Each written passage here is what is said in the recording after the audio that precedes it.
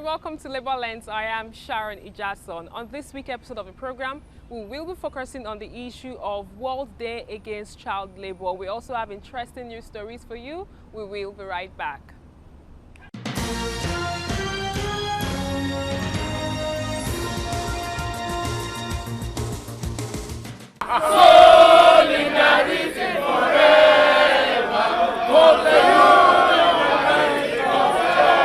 Several workers from across the world staged a protest in Geneva, Switzerland over the need for improved wage. The labor leaders communicated in different languages but with one voice to protest against precarious working conditions.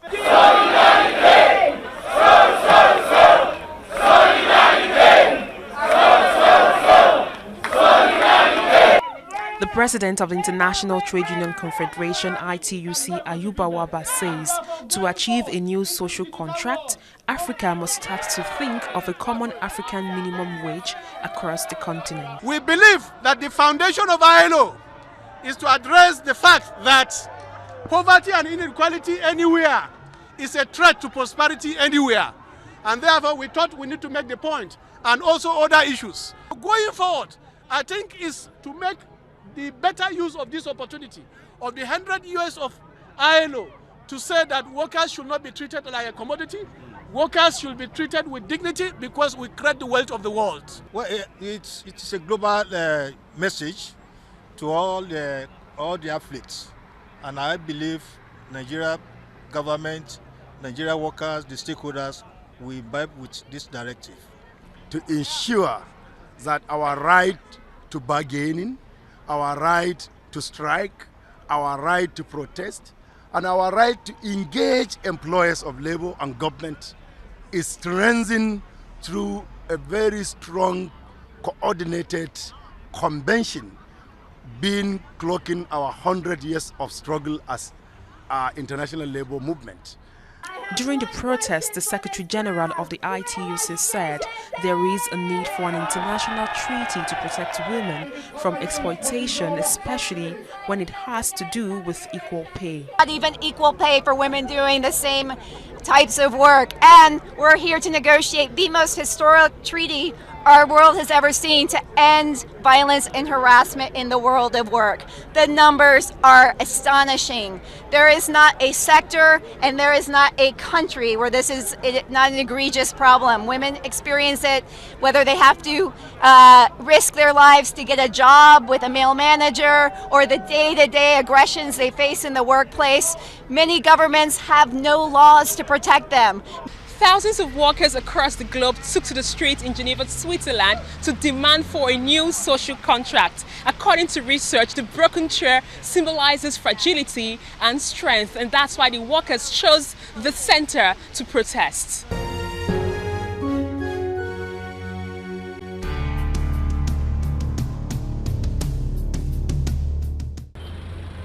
Shenfan Nigeria Limited is a factory based in Lagos Southwest, located at Obasa Lane in Ikeja. Shenfan is known for manufacturing of footwears. Sources say it is owned by Chinese. There have been reports of unfair labor practices in the company. So I took time to do due diligence on what it takes to be a factory worker at Shenfan. According to the workers who pleaded anonymity, staff of morning shift work between 7:30 in the morning and 7:30 in the evening, while those on night shift work for 18 hours without any break. Lovett Ekene, not a real name, spoke on the age grade the company's management favors during recruitment process. I have to hide the identities of the workers who agreed to share their experience. When I resumed, I came with one of my friends. That one is like 42 years old. We came together. I want to explain to you. So the white man said, she cannot employ, she's too old. That they want the young people around maybe from 13 to 18 years. Even the boy that died is 14 years. So they want the children that maybe they are still in secondary school. When they vacate, they will employ them. When they resume, they will go back to school. That is the way they employ. So they don't employ an old person. They will say they want an underage person to work with them around 17, 15, 16. From findings, the company has only casual workers who have no access to any other form of benefits except the 700 naira they earn per day. Even this salary, as mega as it may seem, can be deducted over flimsy issues like lateness and failure to meet up with targets. àwa mi à ń ṣiṣẹ́ Monday till Sunday. Sunday yẹn dẹ̀kẹ̀ bó bá tún wá wá dẹ̀kẹ̀ rẹ̀ sacked nínú ìjọ kejì tó bá ti wá ń We jọ work Monday 12 báyìí, hours ó ti without sack break. wọ́n ti máa sack If we make any mistake, ó ti lọ nìyẹn. you will be relieved Ó of your tá a fẹ́ kí job. ìjọba kó ṣe fún wa We are ni being pé maltreated. a fẹ́ kún We wọ́n want wá- the kún government wá to sí provide ibẹ̀ better yẹn. jobs. Kán wá rescue wa kó nínú nǹkan táwa. According to the Nigerian labor laws, a factory should follow some safety procedures in the workplace. But this worker at Shemfan narrates her experience, accusing human rights activists and inspectors who visit the factory to certify it safe of complicity.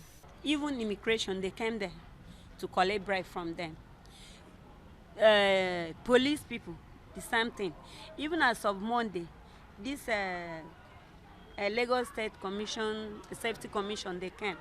But I didn't know whether they gave them money. They came inside the factory, they video everything, they snap, they do everything. Human rights people, they came. They said they are government people. But when they got, no, none of them will interview the worker to know what we are passing through there. Few weeks ago, I learned that a 14-year-old boy, Joseph Eyame, died by electrocution from a faulty machine at the factory.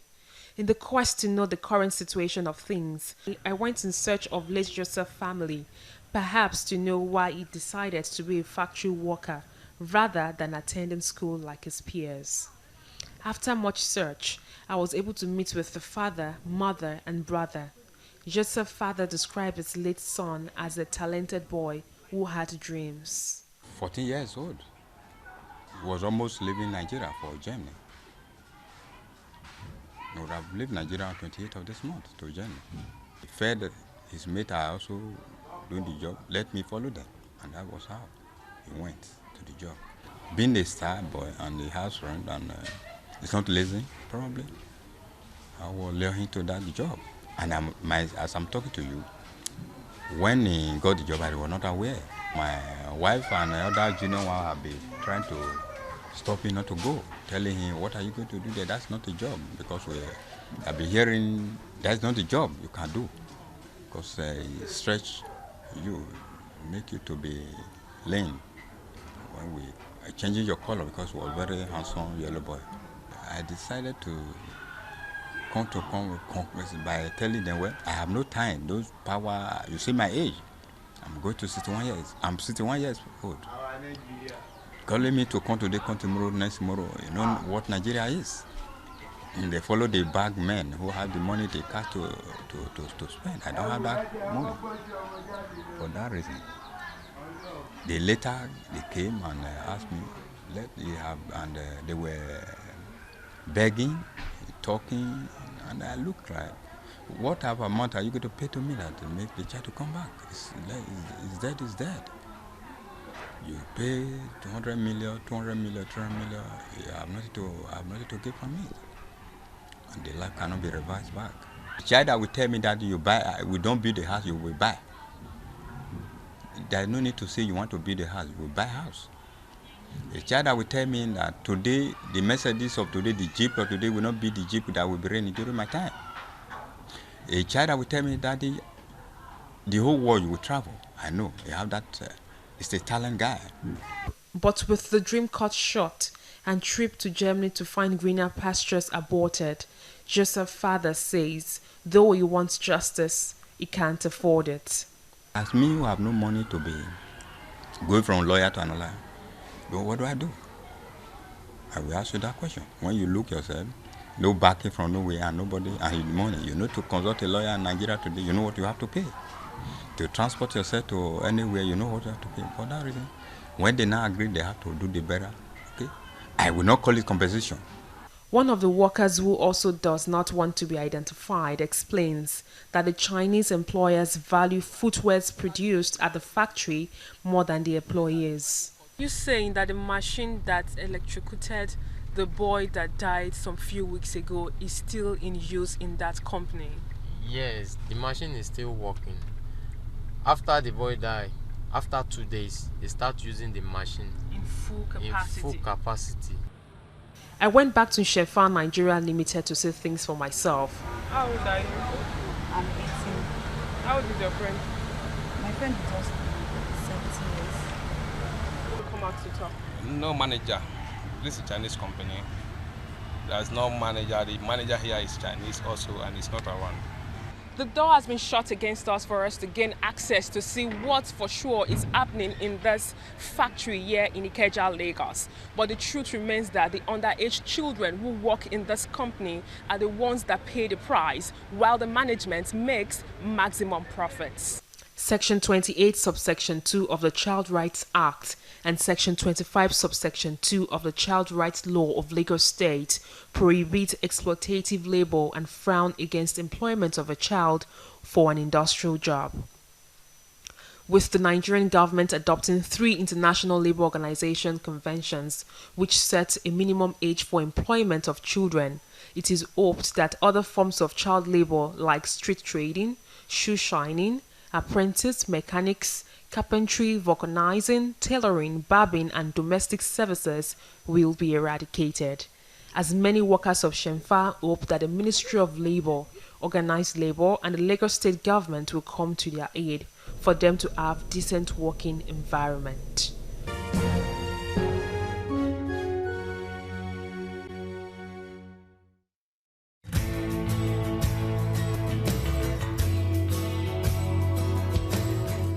Eliminating child labor across the globe is one of the aim of the United Nations to ensure that across the globe the SDGs are actually met. On the profile interview segment this week, I spoke with the Trade Union Congress chairperson, Comrade Oyin Consola Olasoye. She preferred possible solutions to end the issue of child labor across the globe. Take a listen.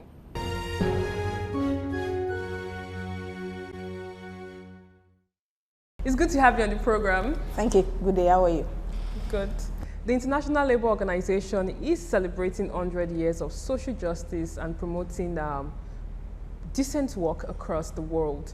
What would you say about the Child Labour Day? Would you say that as a country, Nigeria, we've been able to do a lot in terms of activism towards ensuring that child rights are protected? Thank you so much. Since Nigeria has ratified several ILO conventions until date, there have never been any serious difference between what is happening. Rather, it is getting worse when it comes to child labor in Nigeria. So nothing seriously has been done. The awareness have not been as serious, and the laws have not been as enforced as we expected it to have been. So how would you have expected that the federal government, employers of labor, and even labor itself would actually promote children's rights in the country? Thank you. According to ILO Convention 5 that Nigeria has ratified, there is a difference. I first need to establish that there is a difference between child work and child labor. Because for child work is normal things that every children does at home for us to train them. It is when it is adding economical advantage to it that became child labor. We expect Nigeria to have enforced a lot of law. And one of the law we expect them to have enforced is that one on child education. We have a Child Education Act of 2003 that specifies that all Nigerian children must be at school up to the junior secondary level. And since this one has not been implemented, have not been enforced, and because of the unemployment level, because of the poverty level in the country, a lot of parents now are insisting that their children should contribute to the well-kept of the home. And a lot of employers are seeing the children as somebody they can easily cheat, that they can ask them to do a lot of things with little money. So until federal government of Nigeria decided to implement, number 1, the Child Rights Act, number 2, Child Educational Act, number 3, to make sure that all employers of labor are being sanctioned. We need to reinforce the Inspectorate Department of Federal Ministry of Labor so that there will be people that go after those that are in the industry. Then the states should be encouraged, like I know Anambra State has done that there should be a state law that specify the time children can be outside selling. Because we may not be able to say children should not contribute to the economic activities of their family. But because majority of their parents are not working, they are laid off, so they believe it's only the children that can hawk a lot of things on the road. But there should be a law in place that says that during school hour, you can't do this. When you are this age, you can't do this. Until some things like this are put in place, it will be a bit tough.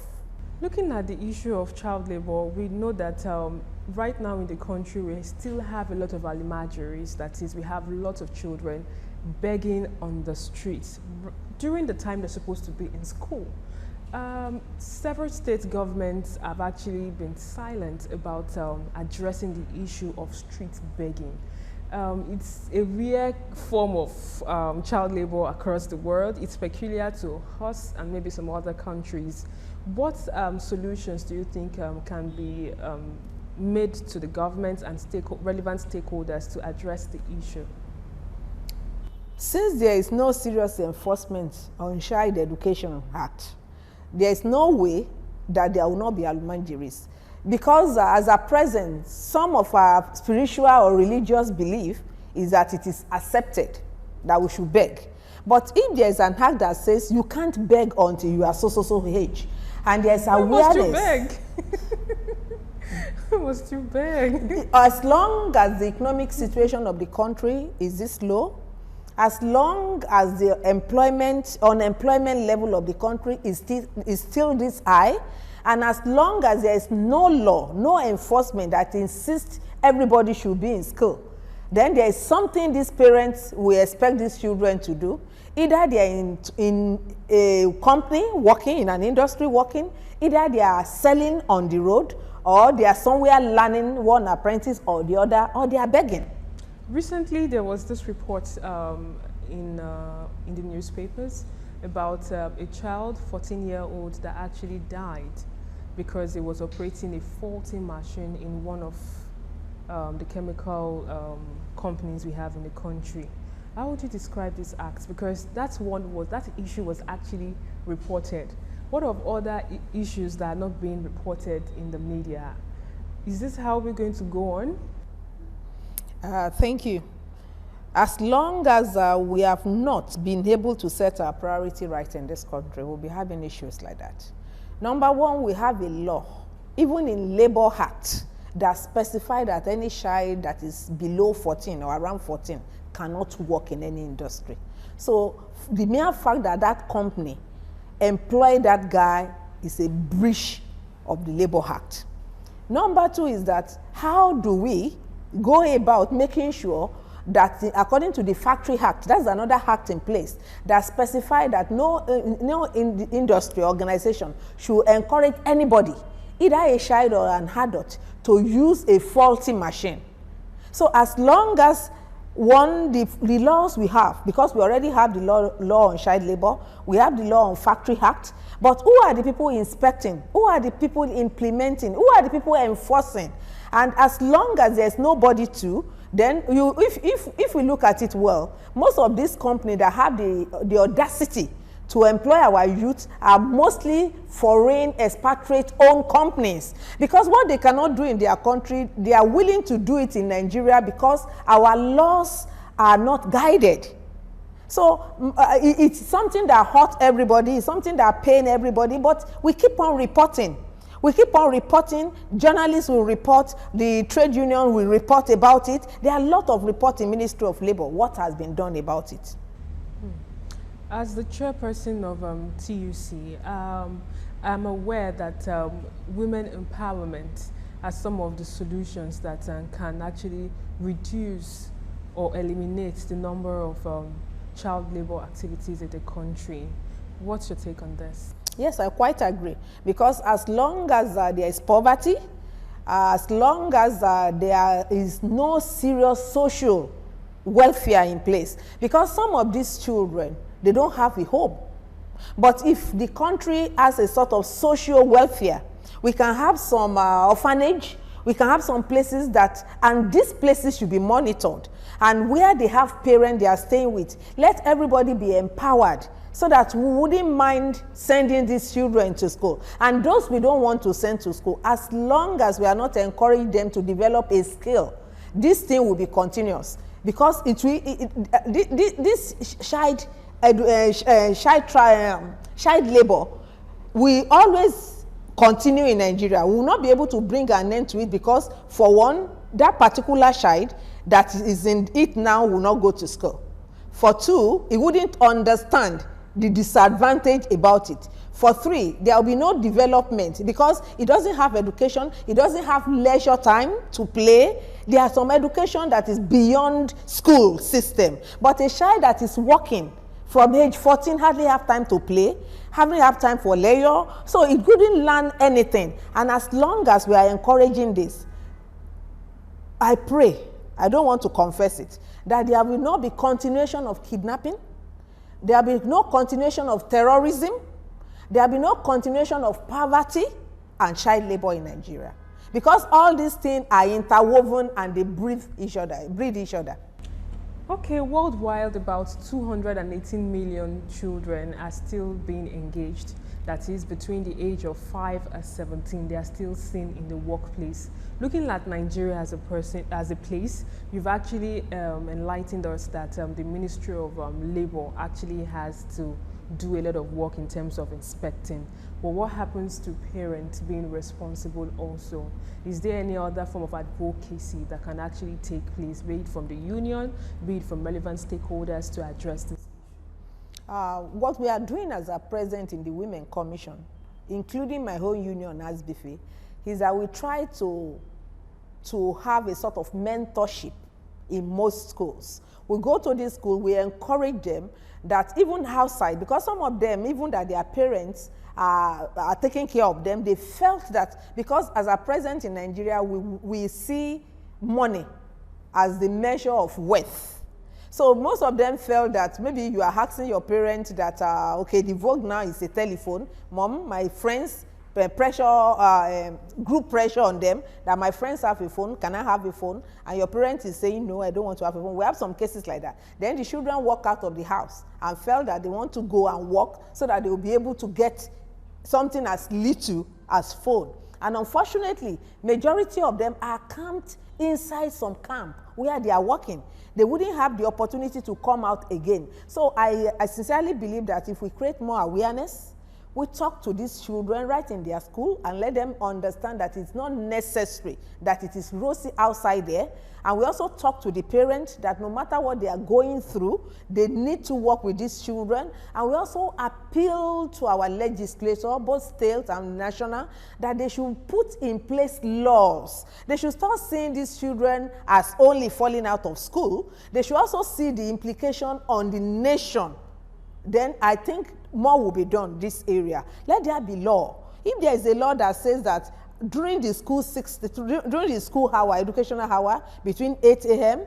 and 3 p.m. mass, that we shouldn't see any children begging or hawking or on the street doing anything, then those that want to learn a trade or the other, let's make it possible for them. If it will be afternoon classes, like before that we did a sort of morning and evening classes. Those that still want to learn something, we can create an educational center in most of our local government areas and insisted that you must still be able to do it. After all, before you can do anything, you must be able to write, to read, to understand what they are telling you. And with the fourth revolution, a lot of technology in town now, if you can't read, you will not be able to do anything seriously very soon. Okay, from your narration, you've actually mentioned that because of cheap labor, we have many people that want to engage children in the workplace. What's your take about casualization of workers? You're from the banking and financial sector. What can be done to ensure that decent work, as promoted by ILO, is actually achieved across the world? Thank you. As far as there's still large mass unemployment in Nigeria, the employers will seize the opportunity and continue casualization. In advanced country and high ILO, casualization is permitted for a very short period in case there is a seasonal job that we need extra hand to use. That is the essence of casualization. But in Nigeria, casualization and outsourcing are fused together. Now, because of cheap labor, most employers, especially in my sector, prefer to look for contract workers that will do the same job as a normal employee. And this is leading to more fraudulent practices. With due respect, I keep on emphasizing to the character of these contract workers. But the mere fact that they are not happy doing most of this job, they are only doing it because they don't have any other thing to do. It is easier then for outsiders to be able to influence them. It is easier for their psychology to be able to be worked upon to get information from them. So we also appeal to Federal Ministry of Labor that all suppliers of labor, all these contract suppliers of contract labor, should be registered, and there should be a collective bargaining that will protect the right of these contract workers. As long as their right is being protected, there will be dignity of job, even within the contract workers in Nigeria. So moving forward, apart from these solutions that we've actually highlighted, decent work can be, are you saying that decent work can actually be achieved in Nigeria? It is achievable. Despite the several challenges that we're faced with? It is. There will always be challenges in the labor world. If our employers agree to do everything, then there will be no labor. There will be no labor union. There will be no reason for collective agreement. There will be no reason for bargaining. There will be no reason for negotiation. It is because a normal employer is a capitalist, and all they think about most of the time is profit. And the unfortunate thing is that once an employer is trying to reduce costs of doing business, the first thing that comes to their mind is how to lay off staff. So, but if we put everything in place, then there will be decency in our world of work. It was a nice conversation I had with you. Thank you so much. Thank you. You're welcome. And that's all we can take on today's edition of the program. Join us next week for a fresh edition of the show. I am Sharon Ijasan. Thanks for watching, and remember, labor creates wealth.